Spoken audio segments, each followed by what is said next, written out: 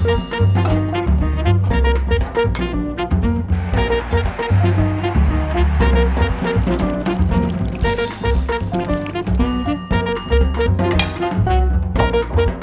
a pleasure of mine to have a guy that I've known for a long time. The minute I walked on Spalding Field, I battled with this dude. Talked about Watts. I talked about Houston, but there was a mutual respect from day one because I loved his football IQ and what he meant to our programs. I got James Washington on this version of Chopping It Up, and we got to chopping it up with Buck, and we got to say J-Dub is what we all call him. Any nicknames, but Dub, glad to have you on, man. We've been trying to do this for a while. You know what, though, man? I got to say this to you because, you know, I had little babies. I had my babies from Texas. I had some dudes from all over the place, Oklahoma. And you was one of those dudes who stepped in and you knew you belonged. You know, we had a winning culture there. Don't know why. I mean, most of us went and played in the league, but we couldn't win a national championship. I don't know how that worked. We won Super Bowls, but we couldn't win national championships. How that worked? But when you came out, man, you just added. You was that type of ingredients. You know, it was my senior year, and I remember you as a young pup stepping on a big campus, coming to California, leaving Texas. And see, I didn't realize how big football was. You know, being drafted in Los Angeles. So I never really left Los Angeles at the time. But when I went down to Dallas and I'm sitting in the airport in the off season and they're showing high school football, I said, boy, this is big time football now. You know, and I'm an inner city kid. And when you stepped on Spalding Field like you belong.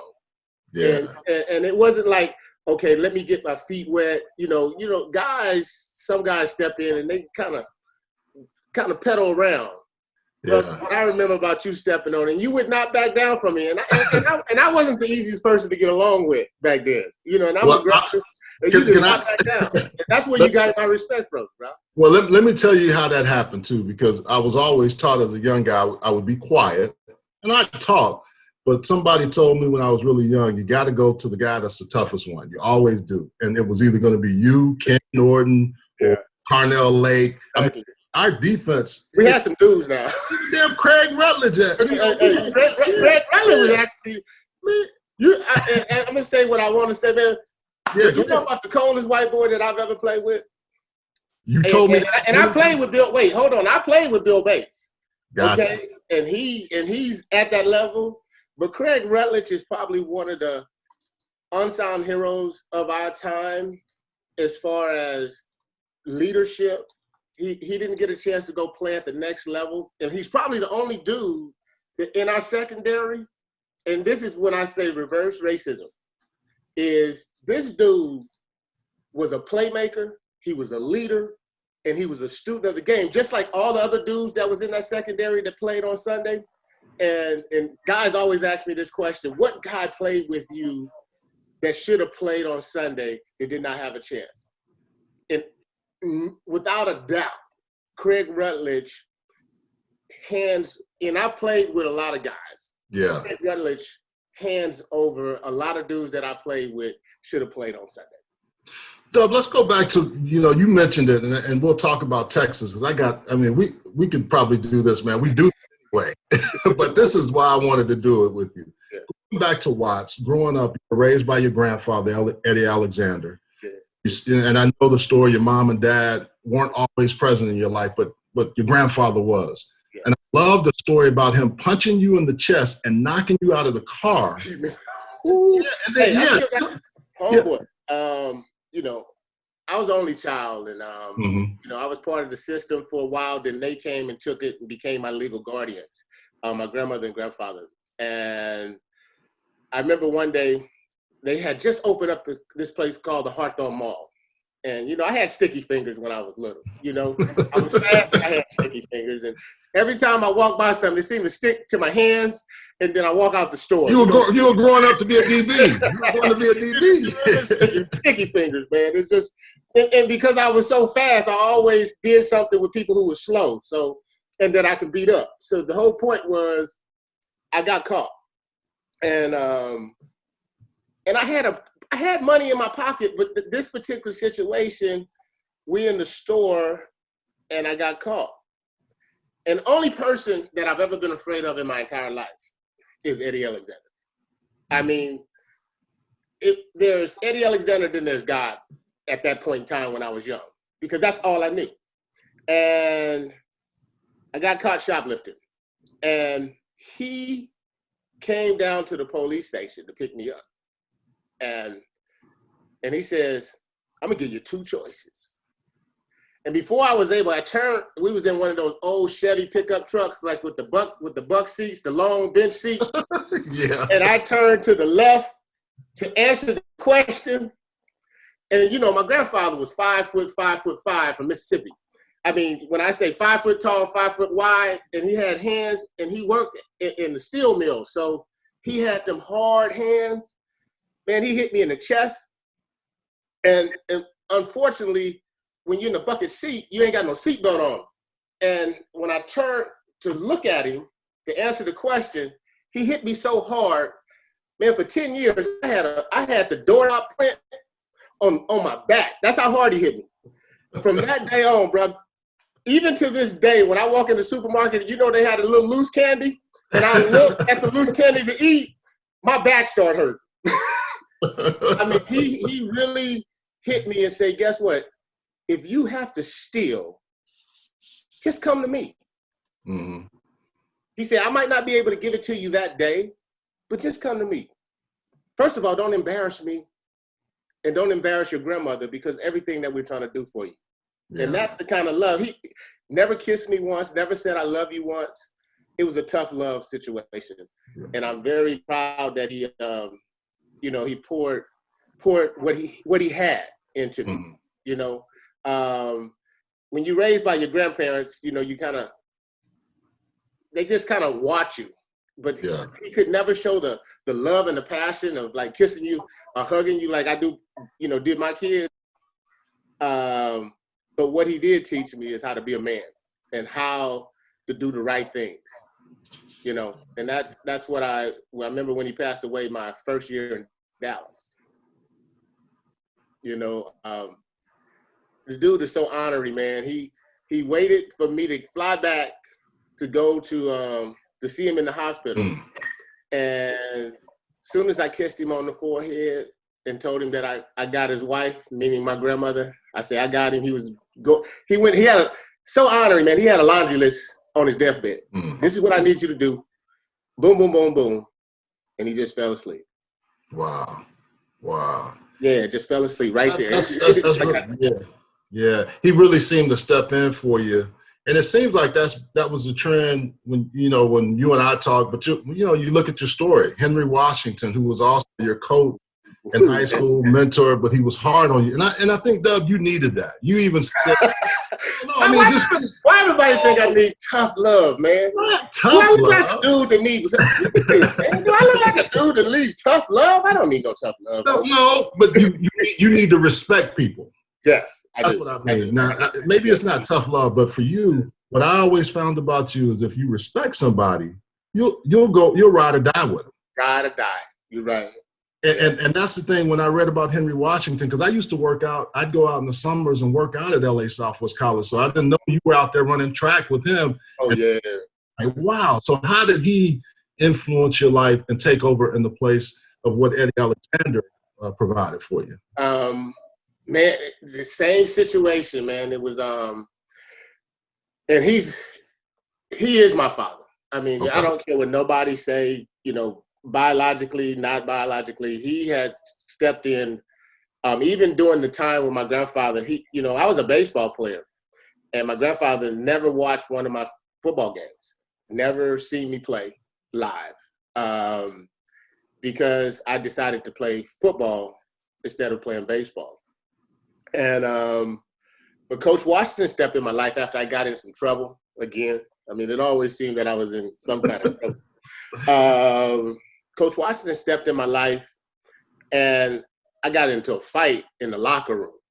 I wasn't on the football team yet, just like PE, and we had some money issues, and got into a scuffle with this dude, and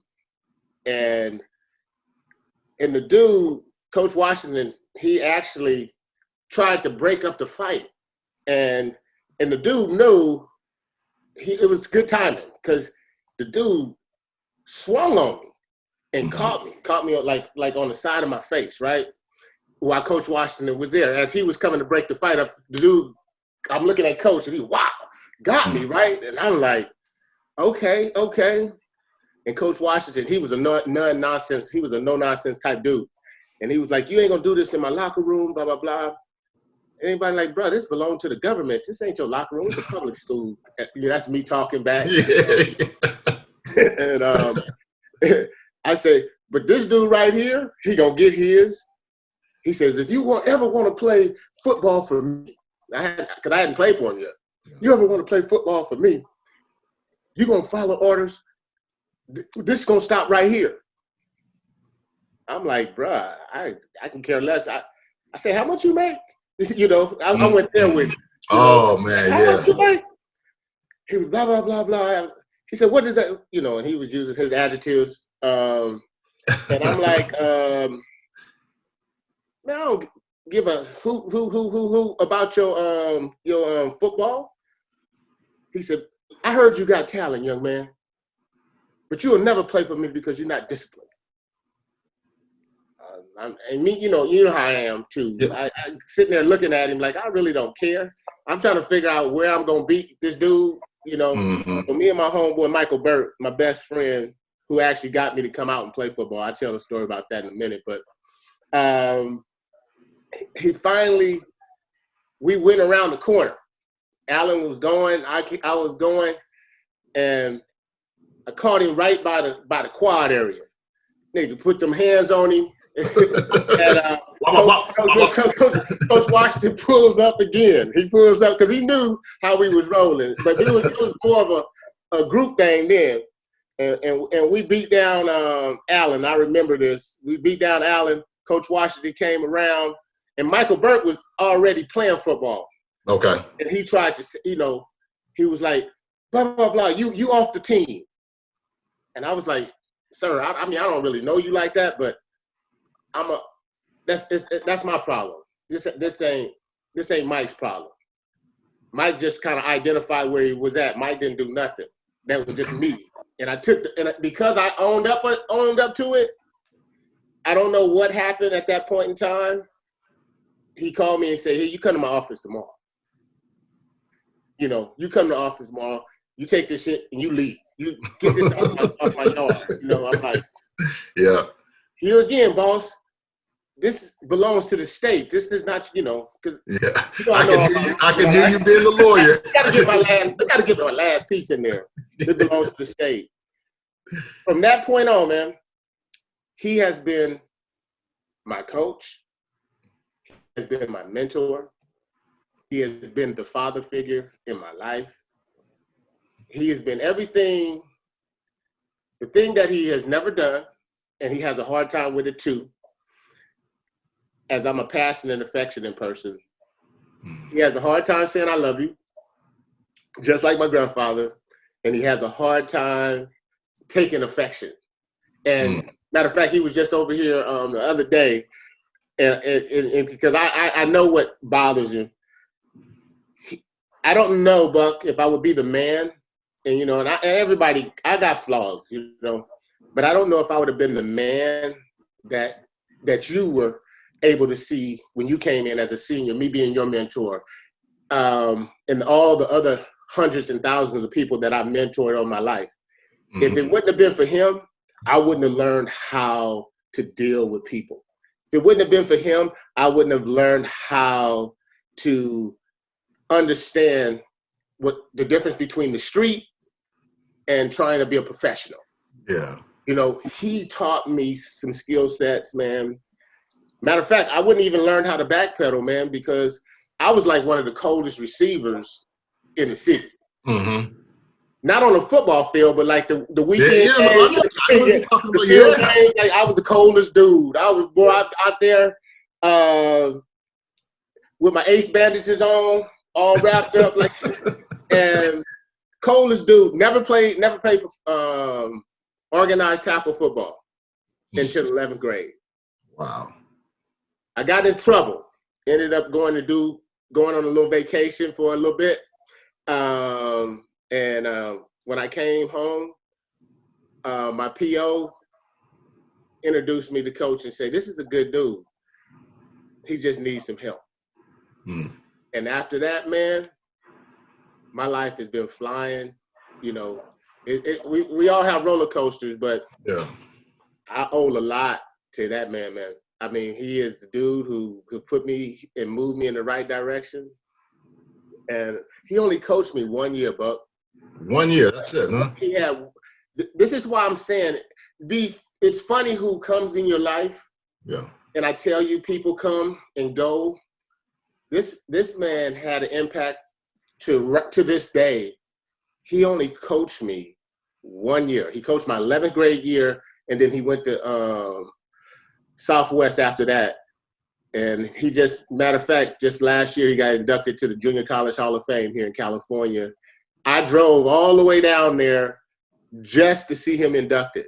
I mean, I'm in Southern California. I drove all the way up north just to see him inducted into the Junior College Hall of Fame. Dub, you bring up something, man. I don't think things happen just happenstance. I think God puts us in places. He puts us with people. Sometimes we don't always listen to them, but when we do, those stories you're telling are so true and so profound. I think the other thing is you only played 2 years of high school football, right? Your junior and senior year. Yeah, played junior, senior year. And I kind of messed up my senior year a little bit. But the thing that my grandfather taught me is I had to always go to school. You know, that he said, dude, you can do whatever you want. But see, my problem was not 8 to 3 o'clock. My problem was 3 p.m. to 8 a.m. I never slept. So it was like, I was cool because like I told you, the only person that I was afraid of, I wasn't afraid of the police. I wasn't afraid of the street because, I knew I had hands. And I wasn't afraid to die. It's hard when and people say this all the time. If you ever get to the point where you're not afraid to die, it's hard to control you. If that's not the thing, like, you know what? I done seen people die. I done seen people get killed. I done seen all those things happen, like right in front of me. So I wasn't afraid of those things. But Eddie Alexander was the only thing that I was afraid of. And what I was afraid of, it wasn't the physical aspect. It wasn't the 5'5". It was, I don't want to disappoint him because he didn't pour it into me. Yeah. And then this other man come in, Henry Washington. I didn't want to disappoint him. So therefore, that's why I was all in. And then I'll tell you what happened in college in a little bit, but it was because I did not want to disappoint. Yeah. And I wanted to show them that I can do better, I can be better than what I was. Yeah, and that's interesting. What made you decide UCLA? Because you were in Watts, you went to Jordan High School, right in the heart of, yes. country. I mean, I'm always shocked by this. Well, check this out, man. SC is like a burgundy, more red color. That's right. And when I grew up around a whole bunch of Gray Street, which is blue, Crips, and all that. And then also our basketball player, Larry Friend, who just passed away a couple years ago, played basketball at SC. And I didn't want to follow him.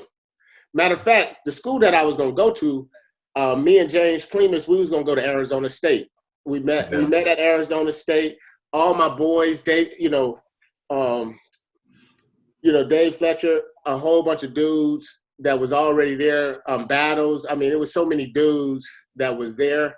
Aaron Cox, all them dudes. We all played in the city together. So we was going to go to Arizona State, and our thing was go to the Rose Bowl, right? Because back then in California, the biggest game out here was the Rose Bowl. How do you get to the Rose Bowl? And even though UCLA was winning the Rose Bowls, like before I got there, they had just won the Rose Bowl.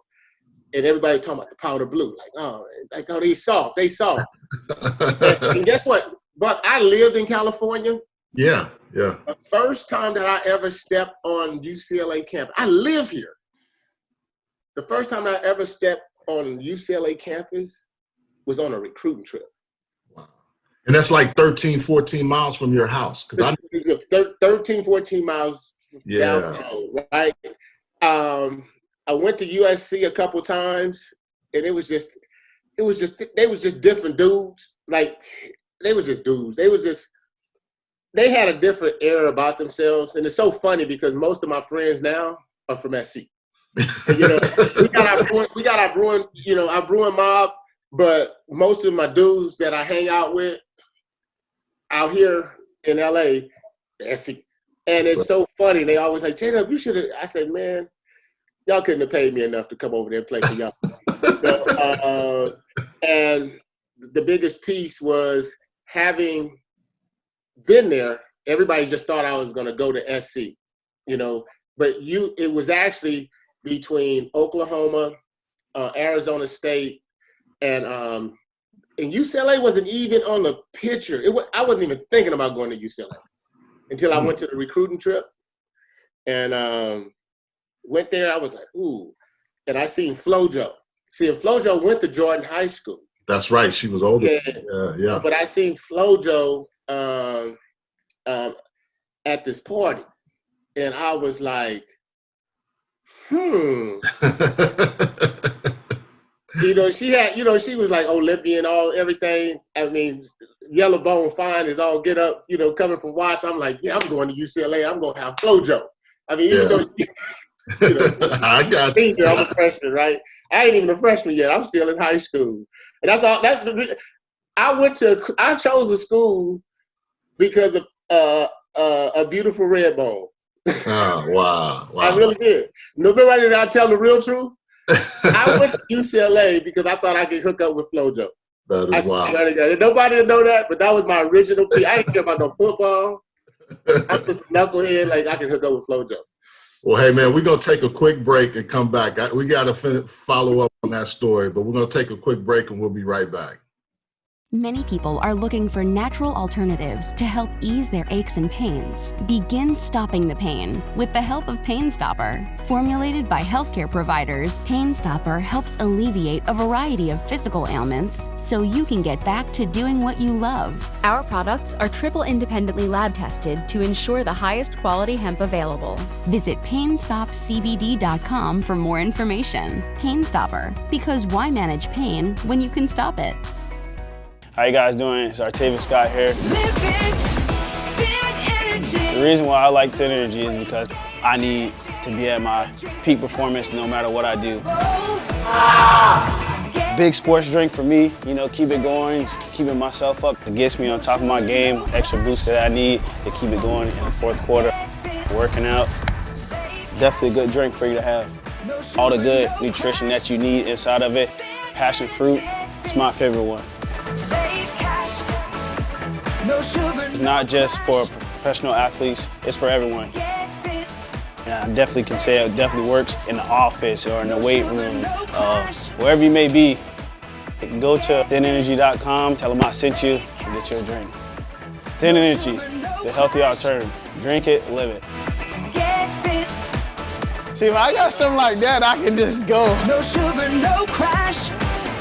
Thin Energy. Picking up where we left off, I know with FloJo was an influence, and she was beautiful. Everybody knew it, but it was so much going on that yard at the time. But the one thing I want to talk with you about is the safety tradition. Ken Easley, Don Rogers. I know you can hit. I know E.T. I want to win against you guys. Matt Darby, Sean Williams, but we can do a show just on safeties at UCLA alone. I know. So tell me. Watch this though. You're talking about it was a person before him. Dr. Death was before Kenny Easley. That's right. But he was just so radical. He kind of got pushed to the side. I was more like him than actually Kenny Easley. You're talking about Jerry Robinson. Yeah. So I mean, talking about Jerry Robinson? No, Jerry Robinson. No. Okay. Oscar. So Oscar. So Oscar understand, Edwards. That's right. Oscar Edwards was the safety before Kenny Easley, who set the tone. But he came through that militant time. So he got scratched off the board. And you know how Donahue and how UCLA was if you was a kid. But Oscar Edwards actually was the OG. You know, Kenny Easley came in and just turned this whole thing out. But, you know, the tradition started with Oscar Edwards. Wow. But when you go back to thinking safety tradition, you know, I came there as a receiver.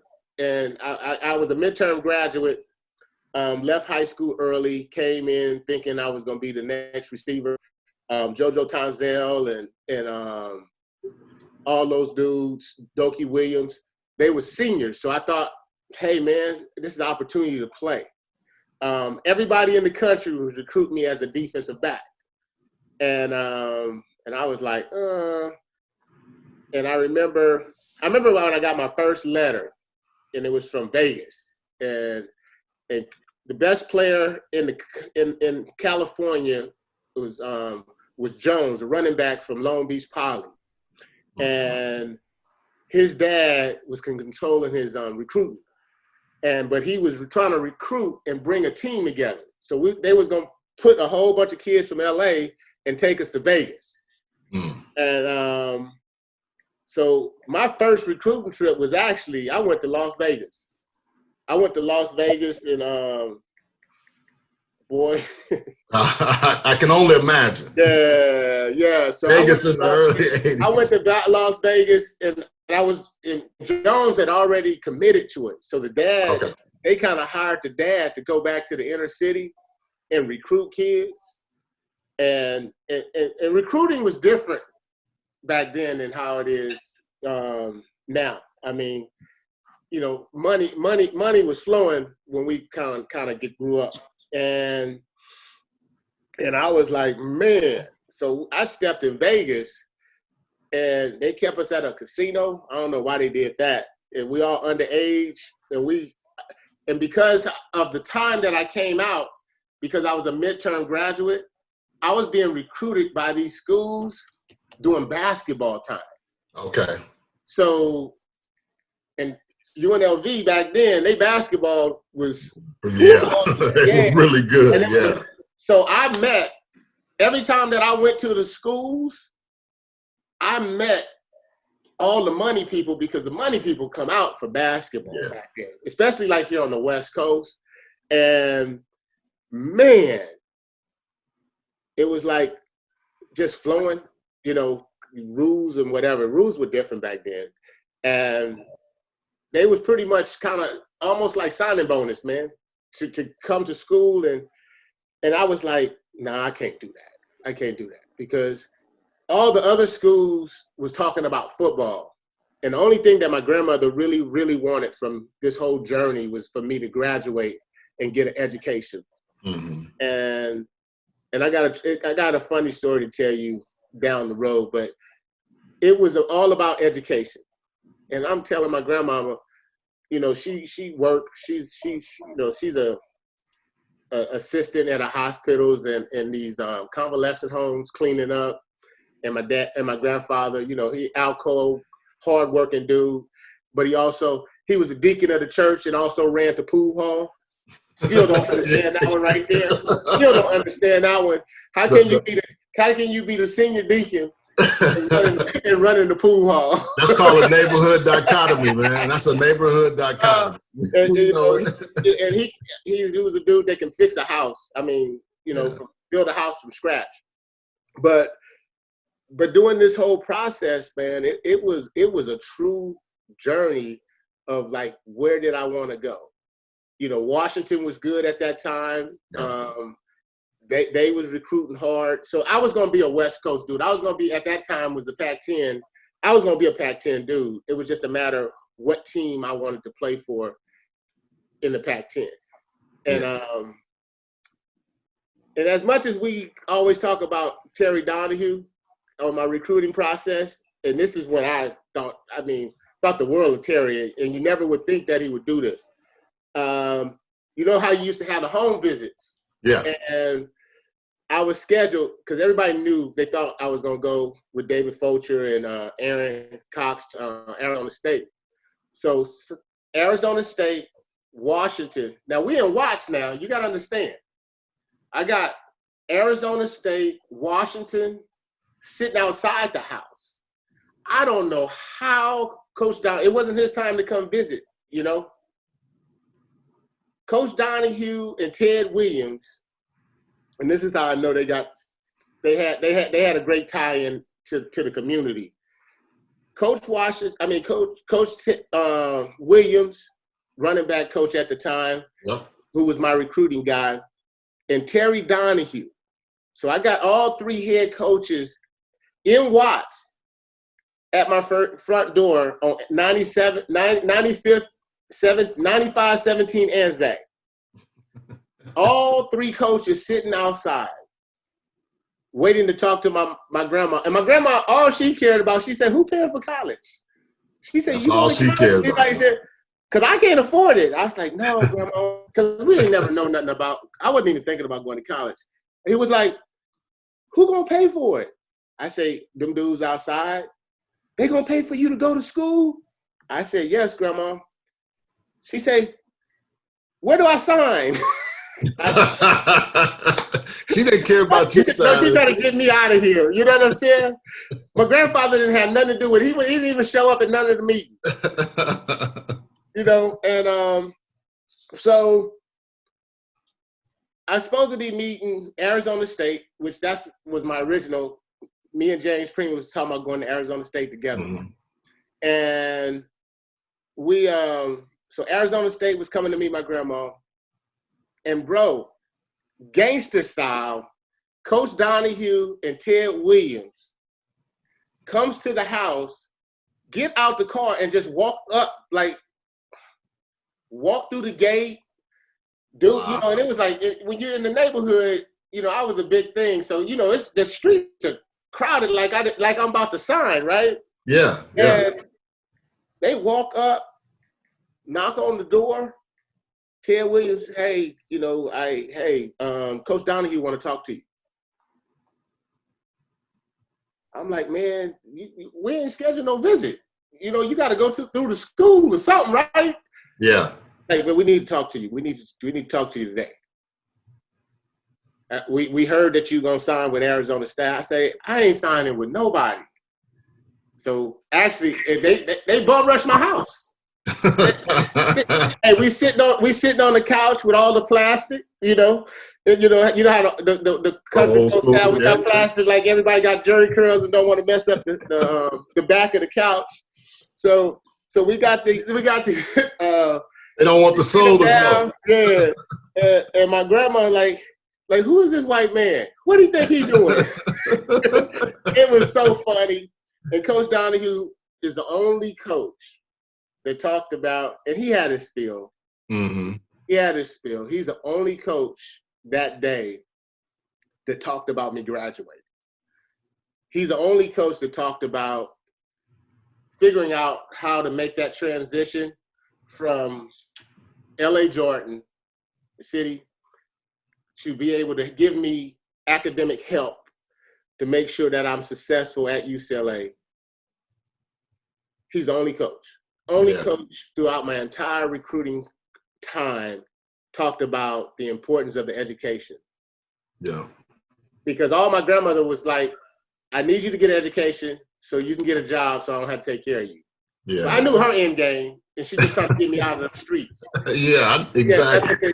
You know, so that's what it was.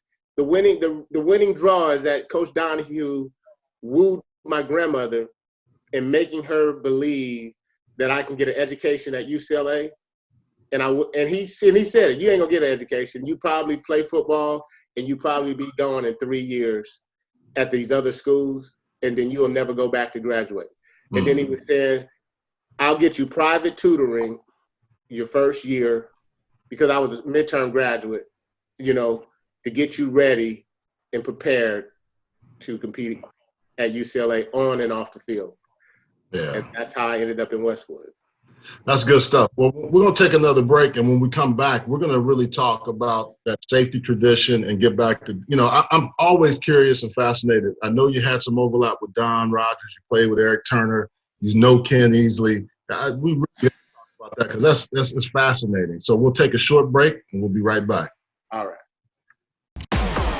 Live it, thin energy, lose weight, gain energy. Hi, I'm Mike Gardner, founder of Thin Energy, the wellness energy that delivers each and every time. In 6 weeks that I've been taking Thin Energy, I feel fantastic. I lost 7 pounds in the first week.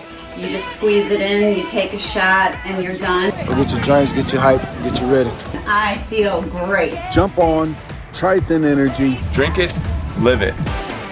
Thin energy. Many people are looking for natural alternatives to help ease their aches and pains. Begin stopping the pain with the help of Pain Stopper. Formulated by healthcare providers, Pain Stopper helps alleviate a variety of physical ailments so you can get back to doing what you love. Our products are triple independently lab tested to ensure the highest quality hemp available. Visit PainStopCBD.com for more information. Pain Stopper, because why manage pain when you can stop it?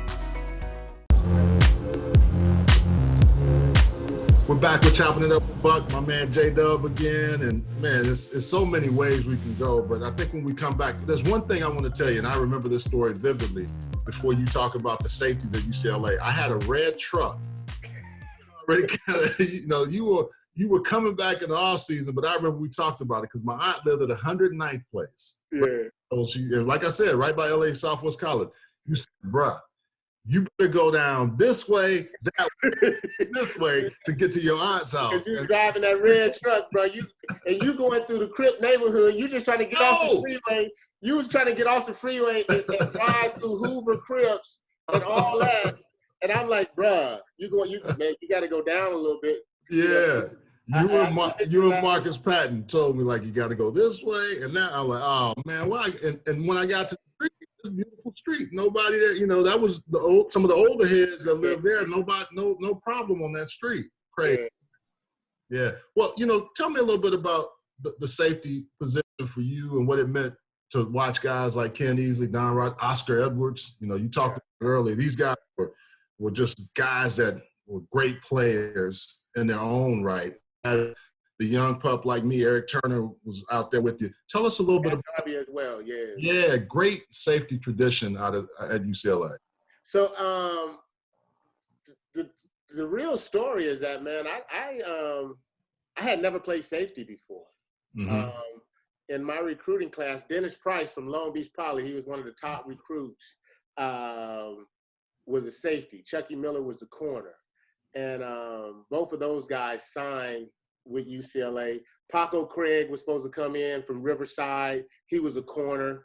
I mean, our class was stacked, with dudes that was supposed to come in and take over from guys that was already leaving.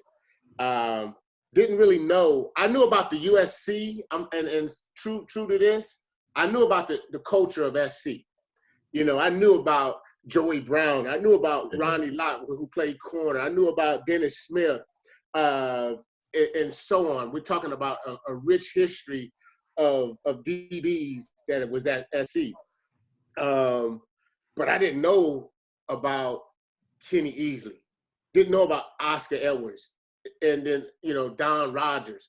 Them dudes was not on my radar because, SC was like, when you say UCLA was 13 to 15 miles, SC was like right down the 110, meaning that, you get on Manchester, get off on, it's called Martin Luther King, but it was called Santa Barbara back then. Santa Barbara Exposition, you right at SC. Drive down Figueroa, where all the money was made on Figueroa, and you come straight down Figueroa. 92nd to Figueroa, you right at SC. Hey, I got to say this too. The thing is, people that aren't from LA, because you have to explain to people how to get places. 101 to the 110. I'm sorry, man. I love it. It's just that if you can, I had 2 homeboys lose their life Yeah. Made the wrong turn. Mm-hmm. Got caught up in a neighborhood. Just got caught up in that alone. So that's when I learned the streets, stay off the freeways and the highways, because I used to ride my bicycle everywhere when I was little. And so I had to learn that whole thing, and I knew where to be, where not to be. And I was kind of like a white rag. I was not really a blue rag or red rag. I was all about my money. I mean, I've always been like that with you, and you know how I am.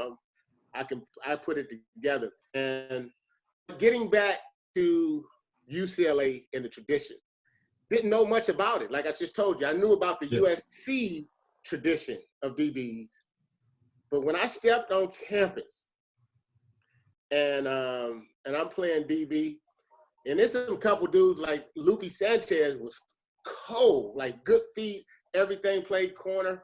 And I thought I was going to come. I was a cover corner in high school, shut down corner. And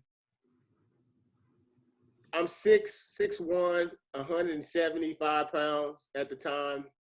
So Dennis Price, who was coming in with me, that's part of our recruiting class.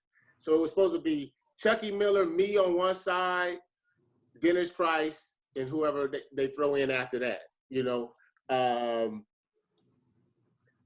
So I was like, cool, we about to go test this thing out and take it to the next level, right? Yeah. And then we got there, and they looked at us, and not knowing they had a plan for us to play DB, at least me, they gave me 10 days on offense, 10 days on defense. That's what Donahue told me when he recruited me, right? Yeah. So we started spring ball. I got 1 day on offense.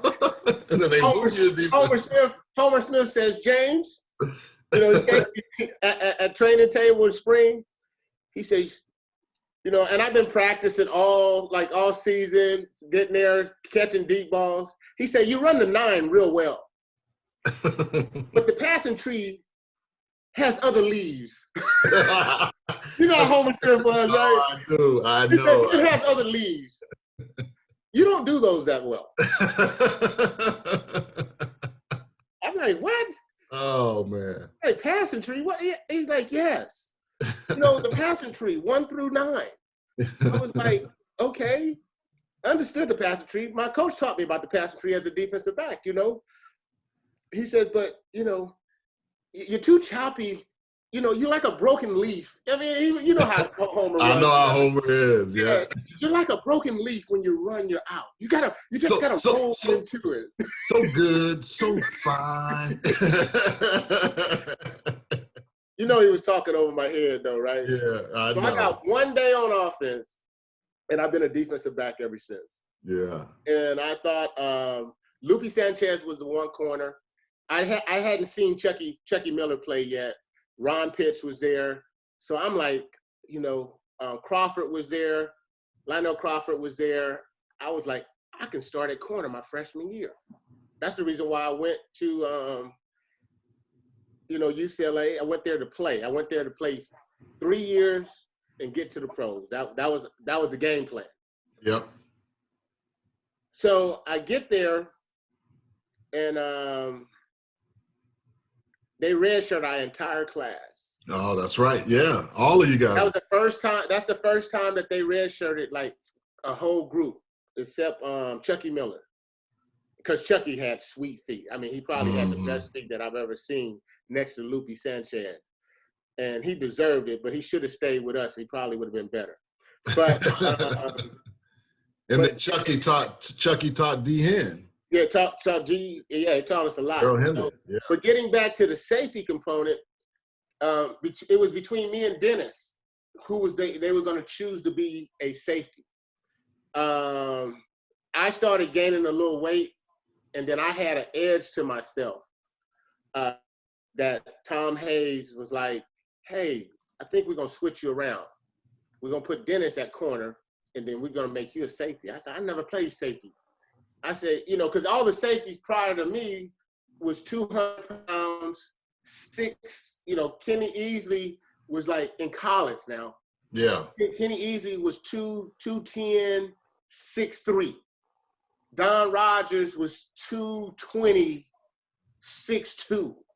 Now, how much did you overlap with Don at all? Yeah, that's what I'm about to tell you. So, yeah. And then Don was a senior my freshman year, like kind of how you came in. Yeah. So I'm like, okay, I came in here early to play, and they were like, no, we're gonna put you at safety so you can learn this position. I'm like, learn the position. So check this out. So Tom Hayes, because I'm big on film watching. I was like that in high school. That's one thing Coach Washington taught me. We used to go out and recruit in high school, and Coach Washington would give you a clipboard. He would have about 4 or 5 players. He'd give you a clipboard, and he'd have you taking notes in high school. Like that's how we did our recruiting. Yeah, you're learning the game. Yeah, exactly. So I became a student of the game. So I think Coach Hayes understood that piece. He said, we're going to put you at safety. You need to watch this roll of film. This is how we play safety at UCLA. I'm like, oh, yeah, whatever, man. I turn on the tape, man. There's only 4 plays on the tape. 4 plays, boss. We're talking about UCLA history. Yeah. 4 plays on the tape. The first play, Kenny Easley playing against, I think, Arkansas. Kenny Easley comes down the hill. They're running that option. Yeah. Kenny Easley blows up the fullback, goes through the quarterback, make the quarterback pitch the ball to the tailback, hits the tailback, causes the fumble and picks up the fumble. That was the first play 1. Yeah. Okay. The next play on the tape, Don Rogers coming off the hash in cover 2 and folds somebody like a suitcase off the hash in cover 2. He trying to ram the fade. We go back to Kenny Easley. They're playing man free. Kenny Easley in the middle of the field. Dude throws a fade route. Kenny Easley comes from the middle of the field and snatches the ball with one hand. I've seen that play. Snatch the ball with one hand, plants his foot, and takes it to the house. Yeah, I've seen that play. Okay, wait. Don Rogers in the Rose Bowl. Against Michigan. I know this play well. Wait. Crunches offenders. Crunch. Tape goes dead. So I go back to Tom Hayes. I say, so what you want me to do with this? He says, if you want to play safety, you got to play like that. Okay, you got to understand, I'm 6'1", 175 pounds. These dudes, whatever level they was at, I was like, that was the first time that I felt like I was in the trunk with my grandfather. That was the first time I was like, bruh. I was like, what let me ask you this. Now, it was said that sometimes they wouldn't let him practice live. He would hit so hard. Was that true? It was. Is that, well, both of them, actually. Yeah, I mean, Kenny was older than us. But. Yeah, Kenny, they would kick Kenny out of practice. Wow. Because what Kenny taught me, and it was so funny because they was both mentors, because he used to mentor Don Rogers, which I got the overspill of it. He says, the tempo is set by the defense. Practice tempo is set by the defense. It's not set by the offense. You being an offensive player don't agree with that, but I know what you're saying when you say that. He says, there's days when you say who can run across the middle. There's days when you says, okay, you guys need to work on the fade today. That's how Kenny Easley controlled the practice. Yeah. Because you know how Tom Hayes, we had to run to the football all the time. Exactly. It was like you cannot. Everybody to the ball. Yeah. If you're not running to the football, you're not playing on Saturdays. Mm-hmm. It was a culture that he had created, but Kenny just took it to a whole nother level, and he was not Donahue's favorite person. Yeah. I mean, he talked bad about Donahue. He said, "Listen to Tom, you'll be okay, but Donahue you don't trust." And and so he instilled that in me and Don. You know, Don Rogers, he would just blow up practices, and they'd be like, "You know what? Just leave the practice." James, I'm gonna say, hey, I watched that tape that you're talking about, the Rose Bowl game. Yeah. And it's that old footage, the real. Yeah, yeah. That quarterback so hard, I could hear it, and it was no sound. Yeah. I mean, it was like the life went out that dude when he hit. It eliminated quarterbacks running down the line with us. Yeah. You know, so all those things, because I was faster than both of them. I was quick. Mm-hmm. I was more elusive. And, you know, if I didn't blow out my knee my senior year, but besides that, but before that, I had led the team in interceptions and tackles my first 2 years. And because I tried to pattern myself, I just wasn't big. My girth. I didn't have that man strength until I got to the league. And, but that's where I learned how to play safety. Just watching their tape. I would watch game tape, but I watched more tape of Kenny Easley and Don Rogers to learn and understand how to play safety. I was already a student of the game. Yeah. And then, you know, I had a great career, but then they brought a big old dude by the name of E.T. My senior year, his freshman year. He was coming in to replace me, or we were supposed to play a tandem. He was supposed to be the strong safety at the time. Then I was going to be the free safety my senior year. But then when I hurt my knee, he moved back to safety. He moved back to free safety. Yeah. And he was a mixture of Don Rogers and Kenny. He was a hybrid of him, all three of us, because he had speed, he had size, he was strong. He spent a lot of time in the weight room. Yeah. And he had the confidence as a freshman. Oh man. You know, well, our freshman class was probably similar. Yeah, exactly. Red shirt. Yeah. Those guys had to, but it was Brian Jones. Yeah. You know, E.T., Reggie Moore. Yeah. Matt Darby. Yeah. Yeah, Matt. Well, Matt was a year behind us. Yes. But it was interesting. That group, man, we came in like y'all, like we're gonna this was supposed to do. And you're supposed to win, but like you say, when you got dudes that's in front of you that has already established themselves, and then my boy Alan Dow kind of came into his own a little later. I mean, you could not play. We used to call ourselves the police. You could not play in our secondary if you could not cover and you could not hit.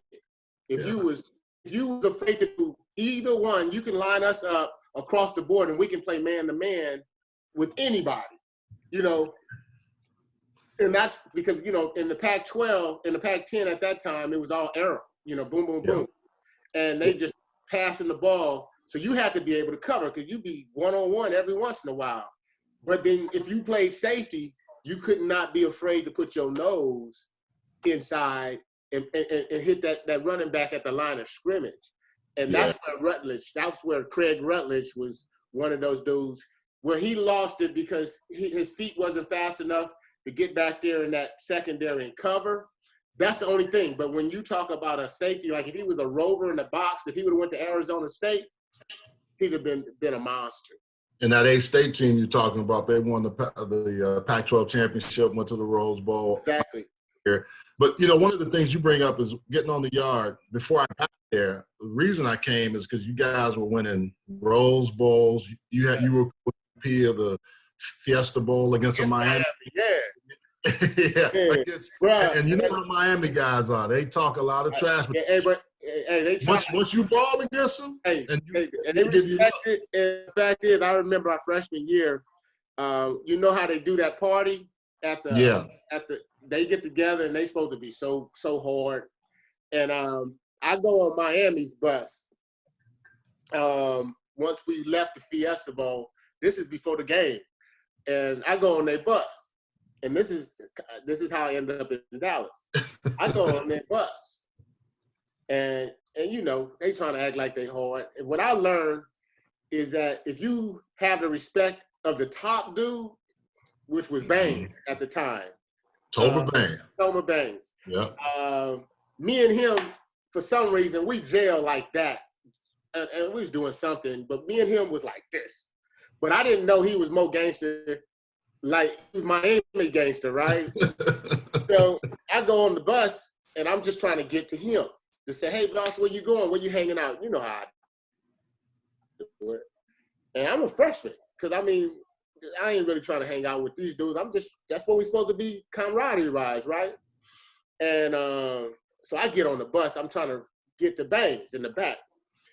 And these in Miami dudes, and Jimmy happens to be on the bus, that same bus. And he didn't say nothing. He just wanted to see what. So I'm like, hey, Baines, what you doing tonight? Blah, blah, blah. Where y'all going? Da, da, da. And then it was some other dudes on the bus saying, bro, you know, that's Miami style. Bro, what you doing on the bus? What you doing on our bus? Like that. I was like, bro, I'm talking. And you know how I am. Bro, ain't nobody talking to you. Baines, what you doing tonight, man? And he didn't say nothing. Then somebody jumped in my face. I said, and I said this on the bus. I said, besides the defensive linemen, if y'all don't all jump me at one time, I will whoop everybody's ass on this bus, except Baines.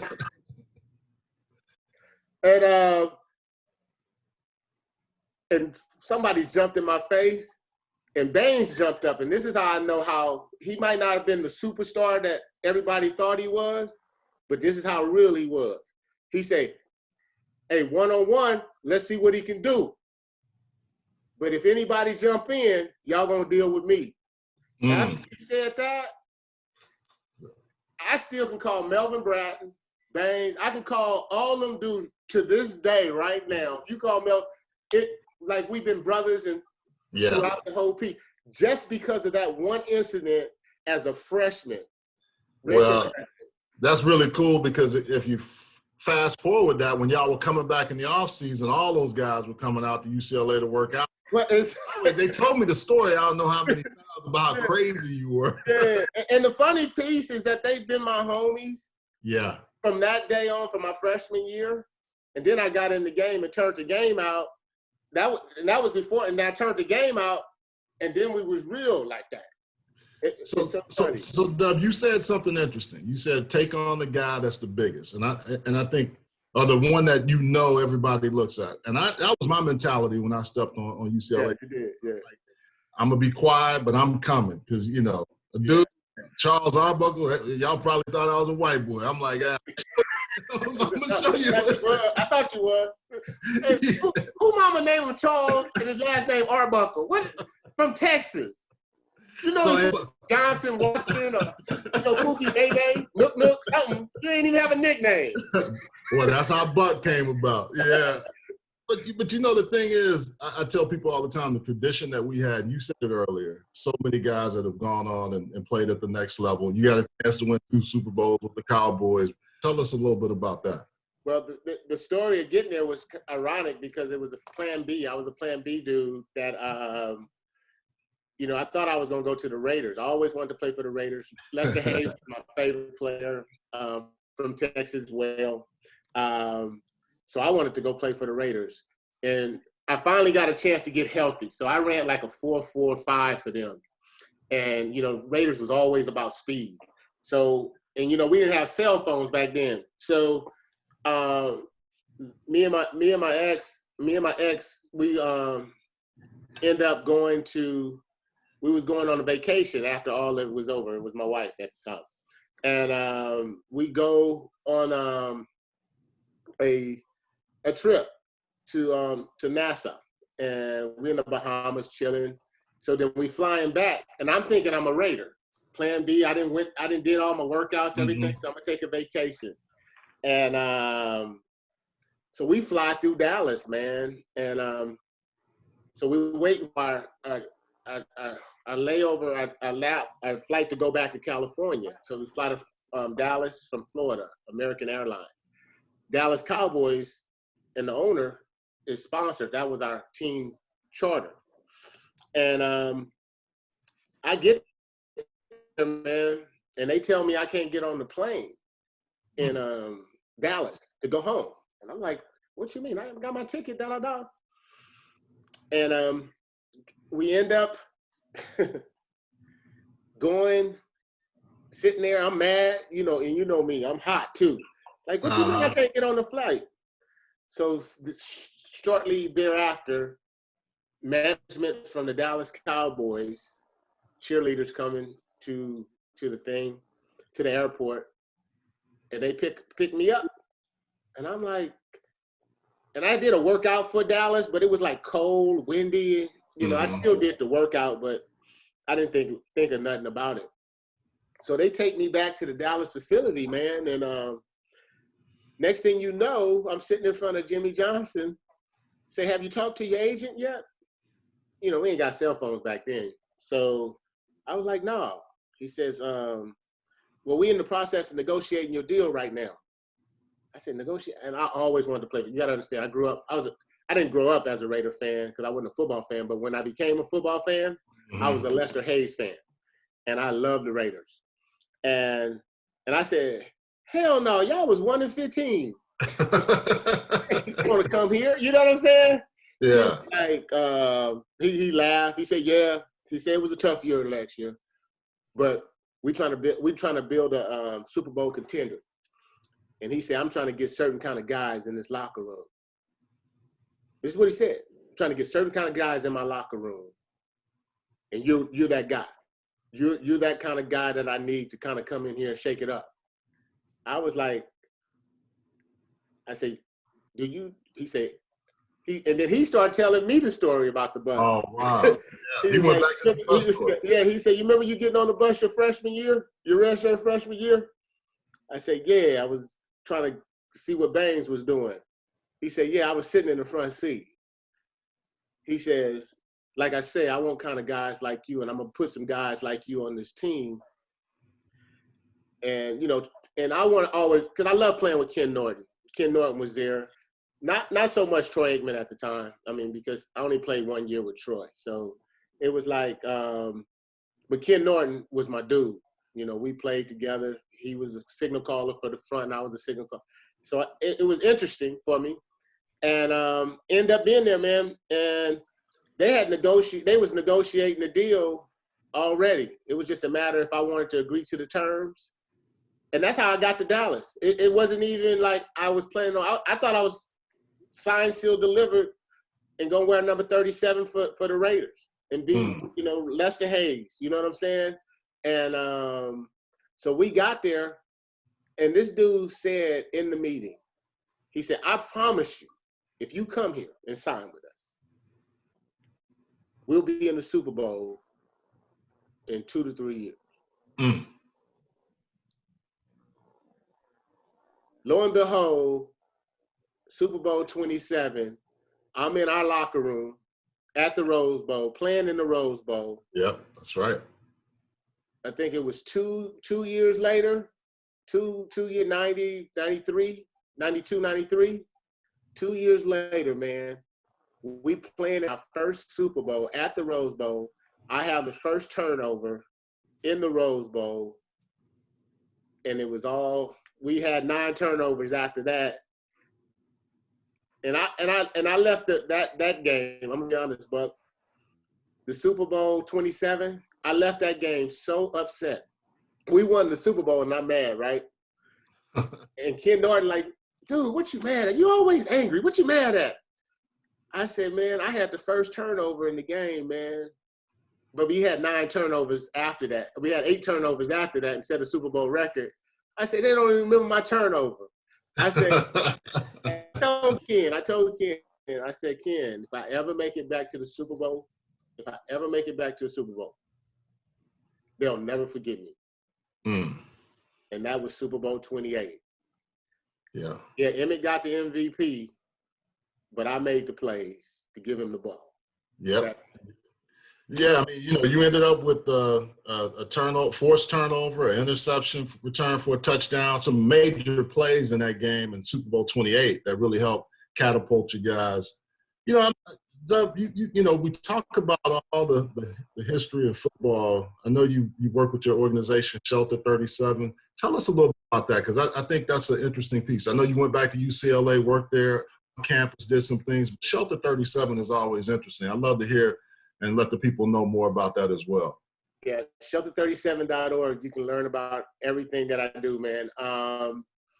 The thing about Shelter 37 was created for second chance opportunities for people, because I was that kid. I mean, growing up, we all try to find a opportunity how we give back for all the blessings. And this is where Coach Washington really instilled in me. You got to come back to the community and give back. And Shelter 37 is, of my own heart.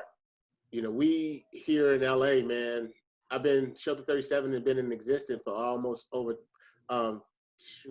25 years. Been feeding families, giving out toys, mentoring, teaching. Shelter 37 has helped, the homeless, has helped the needy. It's just something, if you look up my makeup, I'm not really a big social media guy. I'm not a big guy that's all talk about what I do, but everything that I've done in Shelter 37 and the lives that I've changed. I haven't changed millions of lives yet, but I guarantee you it's in the tens of thousands of people that I've affected over the past 25 years, being able to create work programs like with Youth Bill. We've had continuation schools that we had started at one point in time. Everything that I wake up every day, Buck, and this is since I, walked away from the game. The only thing that I try to do is impact one person every day that I wake up. But Shelter 37 has given me the opportunity to impact thousands of people. Yeah. For the past 20 years, we feed, and I'm not talking about, we pass out turkeys, but we give them the whole meal, Buck. I mean, they take bags of groceries away with a turkey for the past 20 years. Been doing it for 20 years, Buck. Toy drives and toys, and working with the sheriff departments here in different departments where kids, blocks lined up, thousands and thousands of families able to just, I've worked with the Pico Rivera program. I've worked with Goals for Life, where I've went into the juvenile hall systems and taught a curriculum. Matter of fact, 4 different organizations, 4 different halls, where I've actually taught kids life living skills, so that in teaching them how to graduate before they get out of the juvenile system. Yeah. And with the things that I've done with UCLA, I had a graduation rate of 90+% of every kid that I mentored at UCLA. The ones that didn't graduate, they went to the pros. And that's a guy that wasn't even thinking about college, helping guys get through college. You know what, Buck? And it's so funny because I said I wasn't thinking about college, but before I left UCLA, I had my BA, right? Yeah. And then the day that I decided to quit playing football, I enrolled in school and went back and got my master's degree. And it was just to have it on the shelf, just to say check the box. But the cool piece about that, in that whole sense, is how my education and my ex-wife's education has really poured into our kids. I had a kid when I was in high school, so she grew up in Watts, the whole bit, but she's a school teacher. she ended up not only having a BA, but she has a master's degree. Mm-hmm. My oldest son, graduated from USC, Marshall School of Business. He has his BA. My youngest son has his BA from Laverne, and now he's in Florida working on graduate school. And then my baby girl, who won the national championship last year, she's at UCLA, and pretty much she's almost done with school. Yeah, going into her junior year, and it's just been an amazing ride, boss. That's amazing. Kinsley, Washington. Well, you know what we're gonna do, Dub? We could do this all day. You and I'll get on, and when it come out west, or you come this way, we get together. Yeah. It's just like it's a nonstop, and I'm gonna have you back. I mean, this is good stuff. This is exactly what I was telling you a few years ago I wanted to do, and part of it too is I want to tell you thank you. Because as much as we battled on the field, I also saw the example of you going to class, getting your education, and some of the hard exterior. I knew what it was because we all have kind of been around that. But I also knew if you like somebody, you were going to be with them. You were going to be with them. So I want to thank you, man, again for coming on Chopping It Up with Buck. We're going to have you on again, definitely. And we're going to get into more of the Dallas Cowboy era because that part. I know stories, hey, and but it's like if you ain't party, that's a whole nother segment. But we're just gonna do a Dallas. We're just gonna do a Dallas segment, man. You know what, man? I'm gonna have. We might have you on just to have segments like the Dallas segment. Yeah, we're gonna do a Dallas segment. Best time of my life. Best time of my life, bro. Well, hey, man, I appreciate it. You stay safe out there in Cali, and when I come out there, we're getting together, and then this way for sure. We got to do it. Hey, keep up the good work, man. I'm very proud of you, bro. Thanks, man. Appreciate it.